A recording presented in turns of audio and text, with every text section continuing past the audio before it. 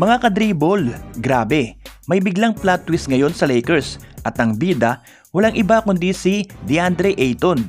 Akala ng marami last chance na niya to, pero teka lang, iba ang pinapakita ng tao ngayon. Eto na, pag-usapan natin ng buo ang nangyayari.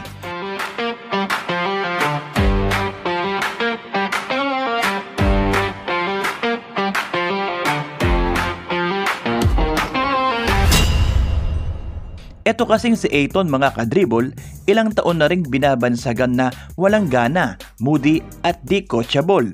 Kaya nung kinuha siya ng Lakers, medyo kinakabahan talaga ang fans. Pero ngayon, ibang-iba ang pinapakita niya. Sa 13 games niya, nag-a-average siya ng 16.2 points, 8.4 rebounds at halos 70% shooting. Parang bumalik yung dating Ayton na number 1 pick vibes. At hindi lang yan, yung pairing niya kay Luka Doncic, surprising, swak. Para bang nagkita sila sa tamang panahon at ang laki ng epekto sa opensa ng Lakers. Solid ang galawan, ang compose at hindi pilit. Tapos eto pa mga kadribol, back-to-back 20-point games ang binigay ni Ayton nitong dalawang laro.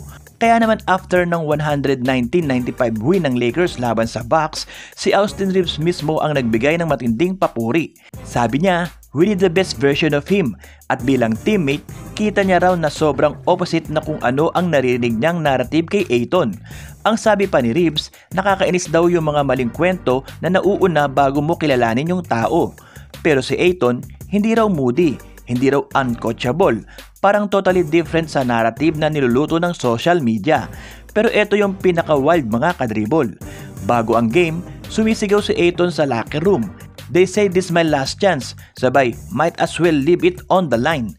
Ibig sabihin, aware siya sa lahat ng criticism at ginagamit niya ngayon bilang gasolina.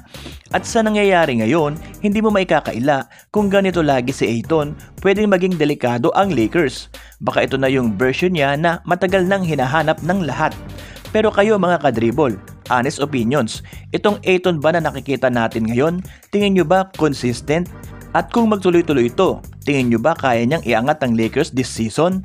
Yun muna mga kadribol ang kwento natin ngayon. Kung gusto nyo pa ng solid Lakers updates, huwag kalimutang ilike ang video na to, mag-subscribe, at tulungan nyo kaming maabot ang 30,000 subscribers bago matapos ang taon.